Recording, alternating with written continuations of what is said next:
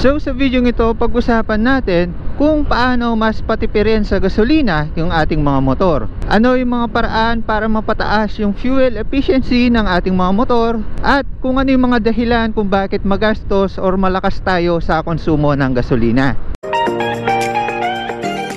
So una po sa lahat, paano po ba natin malalaman kung magastos po tayo sa gasolina or mataas yung konsumo ng gasolina natin? So dito sa ating mga motor, sa mga bagong teknolohiya ngayon, naka-digital panel na, nakikita po natin kung ilan po yung konsumo ng gasolina natin sa pamamagitan po ng pagtingin ng trip A average po natin. So dito sa part na to, 51.9 kilometers per liter yung kinokonsumo po natin sa gasolina. So nagbabase po yan dito sa trip A. So sa 131.9 kilometers, ayan, trip A, kaya trip A average yung nakalagay dito, 51.9 kilometers per liter yung kinokonsumo po niya. So ibig sabihin, kada 1 litro ng gasolina, 51.9 kilometers yung kaya po niyang takbuhin. So yun po yung paraan para malaman po natin kung matipid po tayo sa gasolina, medyo magastos tayo, or whatsoever. So dito nagiging basis po natin yan. Actually may video po tayo dyan kung saan tinignan po natin kung accurate po itong nasa digital panel versus sa actual. At base sa experiment po natin is naging tugma po siya, malapit po siya sa actual. So kaya naman yung pagtingin po natin dito is napaka-efficient at malapit po sa katotohanan. Also, hindi naman po ilalagay yan sa ating digital panel kung malayo po siya sa katotohanan, di ba? Also, dapat stock pa yung inyong mga motor at wala pa kayong pinalitan sa pyesa para laging accurate po yung nasa digital panel po natin. So ngayon, alam na po natin kung magastos tayo sa gasolina at paano basahin yung fuel consumption natin. Ngayon, pag-usapan din po natin kung paano nga po ba nasusunog yung gasolina or nauubos yung gasolina. Ito, para mas maintindihan nyo kung paano tayo kumokonsumo ng gasolina, pag-usapan po natin kung paano nasusunog or nauubos yung gas natin. So para po sa mga hindi nakakaalam, meron po tayong tinatawag na air and fuel ratio.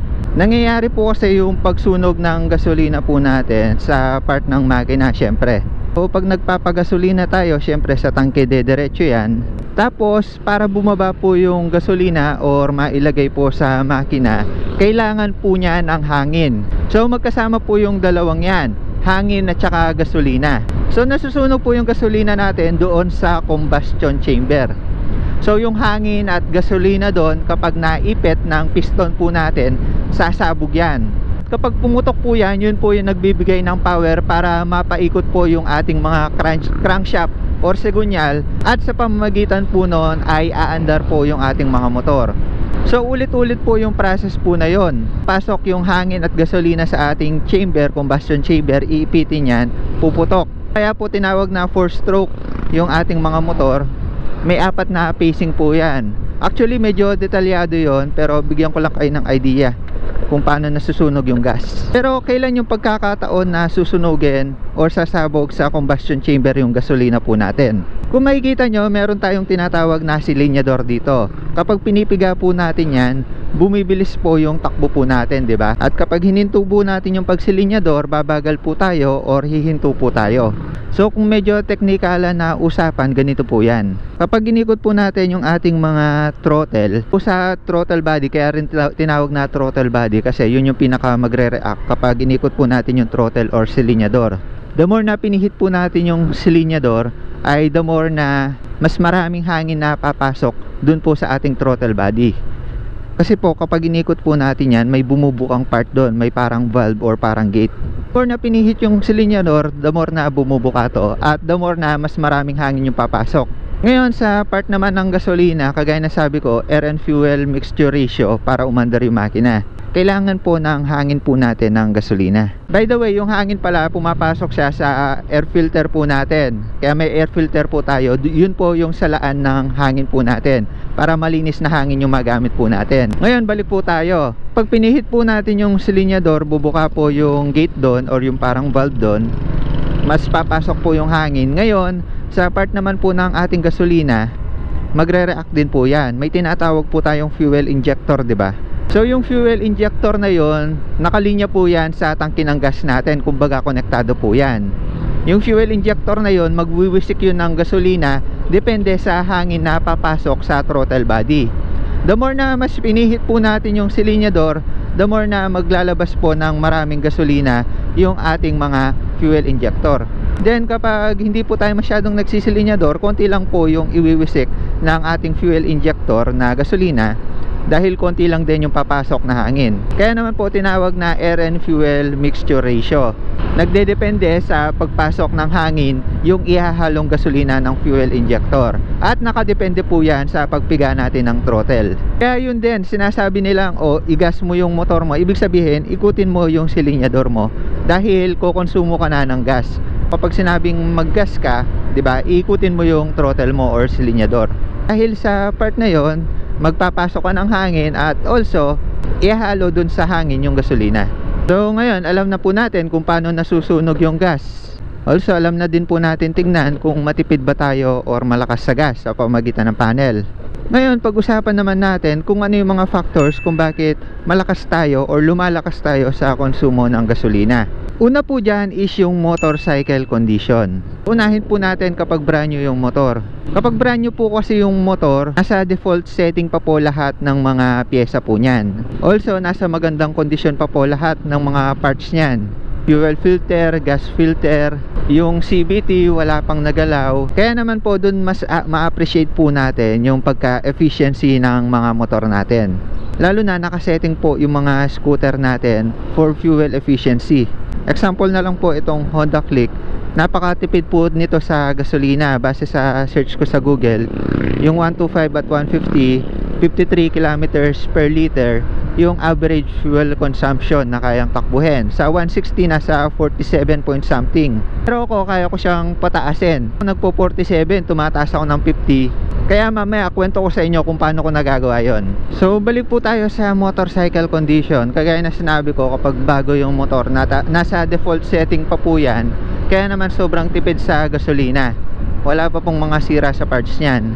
Ngayon habang tumatagal, may mga parts po yan na medyo naluluma at kailangang mapalitan para maibalik po natin sa magandang fuel consumption ulit yung ating mga motor or mas matipid. Ano po ba yung mga kailangan nating palitan or chinecheck? Nagiging factor kung bakit tumataas yung konsumo ng gas natin or magastos tayo sa gas. Kagaya na sinabi ko kanina, air and fuel ratio yung nagiging factor sa pagsunog ng gas or yung nagiging formula sa pagsunog ng gasolina. Kaya naman kung may parts dyan na medyo hindi na okay, medyo marumi na, ay doon na po tayo tumatakaw sa gasolina. So basically, syempre, marumi na, palitin na, hindi na magfa-function ng maayos yan, kaya naman nagiging dahilan ng pagiging magastos sa gasolina. So ano po ba yung mga pyesa na yon? So air and fuel mixture ratio, di ba? Siyempre hangin at gasolina yan, mauna tayo sa hangin. So, sa mga motor po natin, may tinatawag po tayo na air filter. Marami po tayong video kung paano i-maintenance yung air filter po natin, paano mo maglinis, kailan dapat palitan. So yun, kailangan pong chinecheck natin yon.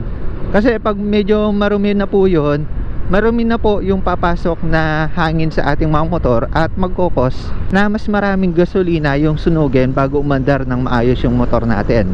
Also, kapag hindi po natin napalitan agad yung ating mga air filter, napabayaan po natin, papasok yan sa ating mga throttle body. So kagaya na sinabi ko kanina, sa throttle body dun pumapasok yung hangin kapag nagsisilinyador tayo, nag-open yung gate nun. Kapag napabayaan natin sa air filter, dun na yung diretsyo nun. So yun rin yung nagiging cause kung bakit magastos tayo sa gas pag umabot na rin sa throttle body yung dumi. So kaya naman, para hindi tayo madalas maglinis ng throttle body, palitan natin or i-maintenance natin yung air filter natin. At also may mga period din or odo din kung kailan natin dapat linisin yung throttle body kahit nagpapalit tayo ng air filter. So may video din tayo about sa paglilinis ng throttle body po natin. So tapos na po tayo sa hangin, ngayon doon naman po tayo sa gasolina. So ano nga po ba yung pyesa sa gasolina? Sa tangke, meron po tayong tinatawag na fuel filter. So basically yung fuel filter, yan po yung nagsasala sa ating mga gasolina para ma-filter or masala po muna yung dumi bago po siya lumabas sa hose at bago po siya magwisik doon sa fuel injector po natin. Nagiging cause kasi kapag hindi na papalitan or marumi yung ating fuel filter, nababara yung fuel injector at nagkokos na kailangan nating bumiret ng matagal or malakas, ikutin yung silinyador para umandar tayo ng smooth. Pero kapag maganda yung fuel system natin, yung fuel line, konting birit lang, larga agad, malakas yung hatak, ganon. Also, factor din yung pinapagasolina natin. Huwag tayong nagpapagas sa bote-bote lang or sa gilid-gilid kung hindi naman talaga necessary or emergency. Kasi minsan hindi natin alam yung mga bote may dumi yan at nakakapasok sa tangke. Minsan nagiging dahilan kung bakit mabilis dumumi yung fuel filter natin. Ang pinaka maaapektuhan kasi kapag marumi na yung fuel filter natin or marumi yung gasolina natin is yung fuel injector. Kasi doon lumalabas yung gasolina. Kapag nabara po yun at nasira po yun, pwedeng maiba po yung timpla ng air and fuel mixture ratio at maging magastos na po tayo sa gas. Basically, dapat malinis lang yung hangin at gasolina natin, yung mga pyesa niyan, para mapanatili po natin or maibalik sa magandang konsumo ng gasolina yung ating mga motor or mas maging matipid ito. Next po na nagiging factor kung bakit lumalakas po sa konsumo yung gasolina natin or magastos sa gas. Pero bago po natin ituloy yung kwentuhan po natin, may papakita po ako sa inyo. So yung trip A po natin ngayon, average, mo-consume po siya ng 52.4 kilometers per liter.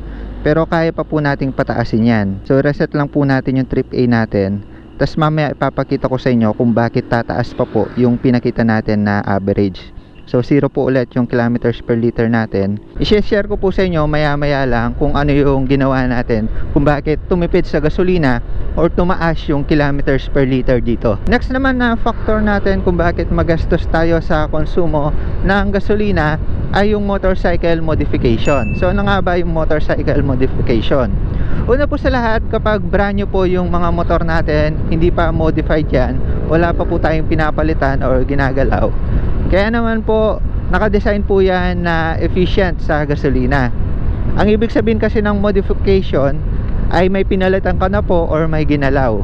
Kumbaga pwede rin may in-upgrade, ganon. Ngayon kapag nag-modify po tayo ng ating mga motor, halimbawa na lang nagpalaki po tayo ng gulong, modify po tayo ng CVT or nag-upgrade po tayo ng CVT, nagpalit tayo ng bola, magiging factor na yan kung bakit magiging magastos tayo sa gasolina. Tandaan nyo, kapag nag-modify tayo ng motor, expect natin na bababa yung baseline ng gasolina po natin.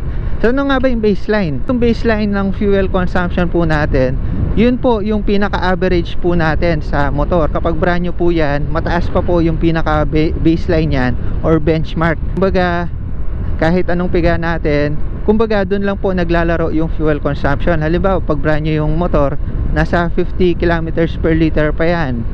Kahit medyo walwal ka or chill ride, nasa ganun lang naglalaro. Yung benchmark mo or baseline, kapag nag-modify ka, bababa ng konti yan. Kung dati nasa 50 ka, pwedeng maglaro na yan ng 47 or 45. So medyo maninibago ka talaga sa fuel consumption. Expect mo na na ganon. So kapag nag-modify po tayo ng ating mga motor, giging factor po yon kung bakit tataas po yung konsumo ng gasolina natin or magastos tayo sa gas. Ulitin ko lang yung mga modification na pwedeng makapagpagastos or mapagpataas ng konsumo ng gas natin. Kapag nagpalaki po tayo ng gulong, isang factor po yan dahil mas mabigat po yung mabigat na gulong, mas malaking gulong I mean. Siyempre, the more na mas malaki, mas mabigat po yung timbang yan. Also, may iba na po yung takbo natin. Hindi na po siya nasa default setting na andar. Next po natin yung exhaust natin. Intake at saka yung exhaust. Ano ba yung intake at saka exhaust? May kinalaman po yun sa hangin. So sa intake, yung air filter, 'di ba, hangin. Kung nagpalit po tayo ng mushroom type washable air filter, which is hindi recommendable dahil hindi na yon nasa default setting yung air intake natin, may iba rin yung fuel consumption. Kasi yung pinaka default setting ng air filter po natin, 'di ba, yung kulay green na hindi po washable at pinapagpag lang. So kapag hinanginan mo yon, binasa mo yon, may iba na yung material nun, may iba na yung air filter natin. Kumbaga parang papel kasi yun So di ba yung papel kapag binasa mo, parang magko-close na yung pores nun, sobrang intact na sila, di ba, ganon. Kaya na sinabi ko kasi sa inyo kanina, may air and fuel mixture ratio tayo na standard, kung saan kung ano yung papasok na hangin, yun lang yung ihahalo ng gasolina po natin. So may tamang sukat po yan. Kapag nasa default setting yung ating mga motor, nasa default pa yung air filter or stock pa yung air filter, tamang hangin lang yung papasok. Yung mga mushroom type at saka washable air filter kasi may mga portion, may mga parang mas malaki yung butas nun, micro. Maliit yung butas, hindi natin magkita, pero masasabi natin may pinagkaiba siya sa stock. Kumbaga mas malaki yung micro pores nya, na nagiging dahilan mas malakas yung pasok ng hangin at syempre mas malakas yung buga ng gas natin. Mas okay kapag maruming air filter, palitan lang din po natin ng stock na air filter or kamukha ng stock, I mean. Next naman na modification na factor sa pagtaas ng konsumo ng gasolina ay yung sa CVT. So kapag nag-modify po tayo ng CVT po natin, matik bababa po yung baseline ng ating fuel consumption. Ano po ba yung mga minomodify sa ating CVT? So kahit simpleng modification lang yan, may epekto po yan sa fuel consumption natin. Actually ako, nagpalit na po ako ng bola po natin. So may rason naman po kung bakit nagpalit tayo ng bola natin, para lumakas yung arangkada. Pero sa mga, nakita nyo naman sa mga recent video po natin, bumaba po yung pinaka baseline. Nagiba po yung konsumo ng gasolina natin. Medyo lumakas tayo ng konti lang naman sa gasolina. Kasi yung stock na bola po ng Click 160 is 19 grams. Ngayon, pinalitan po natin yan ng 16 grams na fly ball. So, yun lang naman yung pinalitan natin sa CVT. Pero may epekto pa rin siya sa gas consumption, no? Pati pa kaya kung marami tayong pinalitan dyan. Halimbawa, yung dry phase, yung bell, yung pulley. Tataas po tayo sa konsumo. So, para magkaroon po kayo ng idea dyan, marami po tayong experiment sa spring, sa clutch spring, sa center spring. May factor po yan. Kapag nagpalit tayo po ng mas matigas na mga spring, mas tataas po yung konsumo sa gas natin. Kasi sa part na yon, ito technical ulit, diba yung crankshaft yung pinaka-output ng makina natin, yung power. Ngayon, kapag mas pinahirapan po natin yung crankshaft na umikot sa CVT, kagaya ng kapag nagpalit tayo ng matitigas na mga spring, clutch spring or center spring, mas malakas po yung kakainin na gas natin. Kumbaga, mas maraming gasolina yung susunugin bago umandar ng smooth yung motor natin. Kaya naman advice ko sa inyo, kagaya ng mga paulit-ulit kong sinasabi sa mga previous video po natin, sa pagtotono, hindi naman po komplikado yan. Minsan, bola lang sapat na para gumanda yung arangkada at also hindi matamaan yung fuel consumption po natin. So para magkaroon po kayo ng idea, yung sa akin, nung stock, napaabot ko po ng 67, may video po ako dyan. So ngayon, take note lang, yung bola po natin 16 grams, pero yung trip A average po natin umabot na po ng 62.2 kilometers per liter. So paano nga ba natin nagawa yan? So mamaya ikukwento ko sa inyo, save for last po natin yan. So idamay ko na rin po pala, balik tayo sa motorcycle condition, yung kondisyon ng gulong po natin. So bukod sa kapag pinalaki po natin yan, magiging magastos sa gas. Ngayon, kung stock naman po yan yung gulong natin at wala po sa tamang hangin, wala po sa tamang PSI, or basically malambot, is factor din po yan kung bakit magiging magastos tayo sa gas. Kasi mas lapat po yung gulong sa kalsada at mas hirap po yung makina po natin na umusad. Kapag kasi maganda yung friction ng gulong natin sa kalsada, is mas smooth yung galaw po natin. So tandaan po natin, kapag mas nahihirapan po yung makina natin, mas pinapahirapan po natin, mas nagiging magastos po tayo sa gasolina. So next naman na factor kung bakit malakas sa konsumo yung gas ng motor natin ay yung load ng motor po natin, or yung bigat ng sakay ng motor po natin. Yun po yung load ng motorcycle. So kaya naman, kung may angkas tayo, kung may passenger tayo, may BR tayo or OBR, backride or official backride, kahit ano pa man yan, basta basically tandaan lang natin, kapag mas mabigat yung sakay ng motor po natin, may epekto po yan sa fuel consumption. Mas magiging magastos po tayo sa gas, dahil ulitin ko, mas mahihirapan yung makina natin. Next na factor po is yung road condition. Kahit nakakondisyon ng maayos yung motor mo, pero kung yung dadaanan po natin is medyo challenging, medyo matarek, paahon yan, especially yan, ulitin ko, mahihirapan yung makina po natin dyan. Kaya naman kakain ng mas maraming gas. Siyempre kapag paahon, mas maraming piga ng throttle, mas bubuka yung gate, mas maraming kakainin gas. Also, traffic situation. Kapag laging pahinto-hinto yung motor po natin, lagi po tayong nag-exert ng effort or nagsusunog ng gas. So ito, tandaan nyo din, pag po kasi nagte-take off tayo or nanggaling tayo sa hinto tapos sa under po tayo, yun po yung part na magsusunog ng maraming gasolina yung makina natin, dahil una, bubuhatin muna ng makina natin yung buong weight, motor kasama yung passenger at saka yung backride or yung load ng motor. Mas maraming gas yung kakainin nun. Kaya kung pahinto-hinto po tayo sa kalsada, lagi pong maraming ubusing gas yung motor natin. Kaya kung mapapansin nyo, kapag traffic yung dadaanan natin, kapag pahinto-hinto po tayo, mas magastos tayo sa gas kaysa sa diretso lang yung kalsada. Kasi kapag nakapag-take off na tayo, kapag nakalarga na tayo, umandar na yung motor, konti na lang yung exert niyang effort para umandar yan. Kumbaga parang sa tao, di ba? Halimbawa, nagtulak ka ng sasakyan. Halimbawa, tinulak mo yung 4 wheels na Wigo. Kahit Wigo na lang para alam natin kaya nating itulak yan.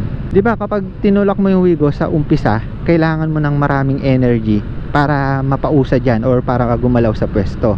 So sabihin na lang natin sa tao, energy yung meron siya. Sa una, kapag mag-exert ka ng maraming energy para magalaw yan. Ngayon, kapag umuusad na or gumagalaw na yung tinutulak mo, kagaya ng sabi ko, kotse, nagiging smooth na, hindi ka na masyadong nag-exert ng effort. Kumbaga nagiging smooth na yung takbo mo. Hindi na katulad nung una yung energy na i-exert mo para malaw yung tinutulak mo.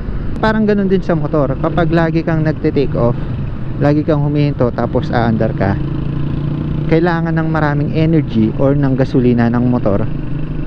Kaya yun, nagsusunog siya ng maraming gas kapag pahinto-hinto tayo. Ngayon, dito na po tayo sa pinakahuli. Ano po talaga yung pinaka-factor?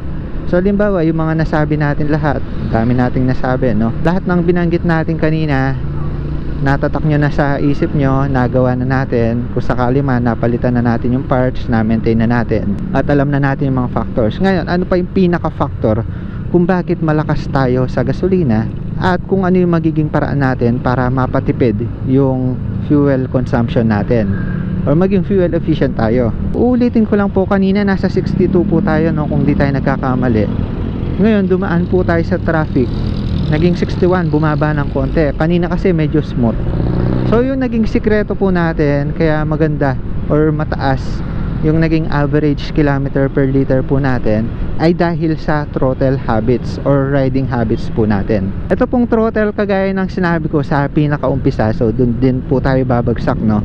The more na pinipihit po natin to, kagaya ng sabi ko kanina sa pinakauna, the more na magpapasok ng gas or the more na mas maraming hahalong gas dun sa hangin. Ngayon ang tanong, ibig sabihin ba nun kailangan pitik-pitikin lang natin or kailangan maging mabagal ba tayo para maging matipid sa gasolina? Ang sagot po dyan ay hindi. Hindi po natin kailangang maging mabagal para maging matipid tayo sa gasolina. Kaya po nating maging matipid sa gasolina kahit na yung andar natin is medyo mabilis. So sa papanong paraan? Kagaya ng sabi ko, throttle habits. So dito sa current fuel mileage, ayan, kung makikita nyo, may kilometer per liter at may 0, 20, 40, 60, 80 po tayo dyan. So hindi po yan yung RPM na inakala ng iba. Tawag po dyan current fuel mileage. So paano po ba natin gagamitin yung current fuel mileage na yan? Pwede po yung makatulong sa atin para mapataas yung fuel efficiency natin or hindi tayo maging magastos sa gasolina sa pamagitan ng pag-observe. So kung titignan po kasi natin yan, ngayon nakahinto tayo, wala pong bar yan. May bar po kasi yan na gumagalaw at gumagalaw po siya constantly. So ngayon kapag pinihit po natin yung silinyador, dun po siya gumagalaw. Ayan, kung makikita nyo, umaandar po siya, umaangat po yan at bumababa. Ngayon, para mapatipid po natin yung fuel consumption po natin, ayan, kapag magte-take off tayo, andar na po tayo, ha. So ayan, kapag take off po tayo, tignan nyo po yung fuel consumption mileage natin, current fuel. Kung makikita nyo, umaangat po yan dahan-dahan. Ngayon, kagaya na sabi ko, kapag mas mataas po yan, mas tipid.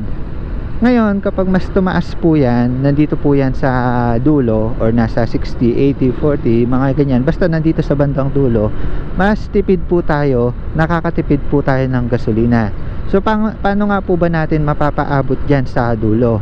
So nasa pagpiga po yan ng silinyador po natin. throttle habits kung tinatawag. Sa madaling salita lang, kailangan po marahan po yung pagpihit natin ng silinyador para dahan-dahan po yung pagbaba niya, or hindi po siya masyadong bumaba dito. Ano nga po ba yung sekreto or ano nga ba yung tips ko para mapaganda yung fuel consumption sa pamamagitan po niyan? So para hindi ko na po mapahaba, nasa tamang pagpiga or marahan na pagpiga ng throttle lang po yan. Kung makikita nyo, dahan-dahan po siyang umaangat kahit na bumilis po tayo. So magbibilis po tayo ng konti, tatakbo po tayo ng 40 to 50. Ayan, kung makikita nyo, dahan-dahan ko lang po siyang pinipiga. Kahit na tumataas po yung speed po natin, is hindi po siya masyadong bumababa dito sa 20 or 0. Ayan, hindi po siya bumababa basically. Ayan o. Kaya hindi po sikreto yung pagiging mabagal para maging fuel efficient po yung motor. Nasa tamang pagpiga lang po ng throttle po natin yan. Hindi po natin kailangang magbagal, kailangan lang po marahan. Kasi ulitin ko, kapag piniga po natin yung throttle, sinagad po natin yan, hindi naman po matik na bibilis po tayo, di ba? Kasi the more na mas pinipiga po natin ng malakas yung throttle, binibigla po natin, tinotodo po natin agad, malakas po agad yung pasok ng hangin, at also malakas po yung paghalo ng gasolina, malakas din po yung buga ng gasolina. So kahit na tinotodo mo yan pero hindi ka naman bumibilis, parang nagsusunog ka lang ng maraming gasolina. Kaysa sa kapag uunti-untiin po nating pipigain yung throttle, unti-unti din pong masusunog yung gas. Also, pong residue na nasasayang sa gasolina natin dahil hindi po natin tinotodo yung piga, hindi po natin binibigla. Ayun, kung makikita nyo, napaka-smooth, naglalaro lang po siya dito. May tinatawag pa po tayong free wheel. So isama na po natin sa riding habits natin yon. So yung free wheel po kasi, the time na sinara natin yung throttle, yun na po yung free wheel. So bakit po siya tinawag na free wheel? Free wheel kasi hindi po tayo gagamit or magsusunog ng gasolina para umandar. Kumbaga, kusa po gugulong yung ating mga motor. Kumbaga, kapag nagsunog po tayo ng gas, nag-throttle po tayo, kukuha siya ng pwersa. Ngayon, kapag sinara po natin yan, free wheel na yan. Kung makikita nyo, yung gas po natin, tumataas po yan. Ayan o, kapag free wheel. So, paano nga ba natin magagamit ng tama yung free wheel at para tumipid tayo sa gasolina? So, tamang pagdistansya lang. Halimbawa, yan, malayo pa. So para hindi po tayo mag-throttle or magsunog ng gas, malayo pa lang, mag-free wheel na po tayo. Kaysa gumamit po tayo ng preno para huminto, gamitin na lang po natin yung free wheel para makausad po tayo, also hindi po magsunog ng maraming gasolina. So basically, ganun lang po siya. Parang throttle habits, controlled po yung pag-throttle natin, hindi po pabigla-bigla at marahan lang po. Kumbaga parang ganito lang yan, kung galit ka sa silinyador, lagi mong binibigla, ikot, umuusad ka, bumibilis ka, pero yung ano mo, throttle body, bumubuka ng bumubuka, laging nagpapasok ng gasolina at hangin. Versus kapag marahan kang pumihit ng silinyador, umaandar ka pa rin naman, kaso kinokontrol mo yung pasok ng hangin, gasolina, also yung speed mo. Kaya yan, kung makikita nyo, tumatambay po siya sa pagitan ng 40 at saka 60, which is 50, di ba? Ayan, tapos mag-free wheel pa po tayo. So ngayon, kung magwawalwal po tayo, lagi po tayo nagmamadali. Indikasyon na ganun po tayo, laging nagmamadali, balasubas, is lagi po tayong gumagamit ng preno. Kasi lagi po nating pinipihit yung silinyador natin. Halimbawa, ganito senaryo, oh, ayan, lapitan mo, tas preno ka, di ba? Oh. Kaysa sa gumamit ka ng free wheel, andar ka ng konti, malayo pa, ayan, free wheel ka na para hindi ka magpreno. So umuusad yung motor mo nang hindi ka gumagamit ng gas. Ganun lang naman kasimple yun. So ito pong nakikita nyo ngayon, trip A average 60.6 kilometers per liter. Napaabot po natin ng ganyan katipid yung motor po natin. Pero tips lang din, wag po kayong magbabase kapag nagdadrive po kayo, wag kayong tingin ng tingin dito sa current fuel mileage natin. Huwag kayong magbase sa pagpihit ng throttle nyo dyan. So sanayin lang po natin yung sarili natin ng pumihit ng marahan. Hindi natin tignan yung current fuel mileage po natin. Isa lang po natin na hindi po tayo kumukonsumo ng gas. So nung una, lagi kong pinipitikan yan pero nung kabisado ko na, nung alam ko na kung paano pihitin yung throttle, alam ko na laging napupuno to. Controlled lang yung kamay sa pagpihit ng throttle. Also, nakakondisyon yung mga motor, yung mga tips na sinabi ko sa inyo kanina. At sa ganung paraan, mapapataas po natin yung fuel efficiency ng motor po natin, makakatipid po tayo ng gasolina. So yung sinabi sa Honda na 47 kilometers per liter, 47 point something, sa Click 160, kaya po natin siyang gawing 60.9 kilometers per liter. Take note lang po na modify po ito, yung CVT po natin, pinalitan natin ng 16 grams. So mas pinagaan po natin at kaya pa rin yung umabot sa ganito. Actually kaya ko pang gawing 70 yan kung talagang controlled lang talaga. Actually kung nakita nyo naman yung takbo natin kanina, hindi naman po tayo sobrang bagal. Kapag traffic po, ayun. So kapag traffic naman po, yung sitwasyon ng current fuel mileage po natin dito is laging nasa baba. Laging nandito naglalaro yan sa 0 to 20. Kaya naman malakas sa gas.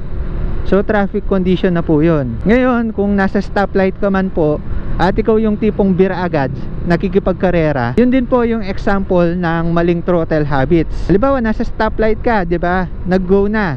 Ang dami yung nakapila sa stoplight, doon sa stop line, parang magra-racing kayo, no? Bira agad ng throttle. Yun yung example ng malakas na hangin yung ipapapasok mo sa throttle body mo at malakas na or maraming gas yung hahalo sa hangin. Kahit na tinodo mo yan, di ba? Unang ano pa lang, piga agad. Di ba kapag nagre-racing ka, yun yung sign na mali yung throttle habits mo. Dapat banayad lang. Hindi mo kailangang magbagal. Kailangan mo lang kontrolin. Kumbaga dahan-dahan mo lang ikutin yung silinyador mo para yung current fuel mileage mo dito, ayan, maglalaro lang siya sa taas, sa 40 to 60 or maganda 60 to 80. Also yung pag free wheel po natin. So yun lang. Hopefully nakumpleto ko po yung tutorial natin kung paano mapataas yung fuel efficiency or mapaganda yung fuel consumption natin, mapatipid sa gas yung motor po natin. So ayun lang muna para sa video na ito. Ride safe po sa inyong lahat. The more you click, the more you know. Usapang tipid sa gasolina. Bye bye.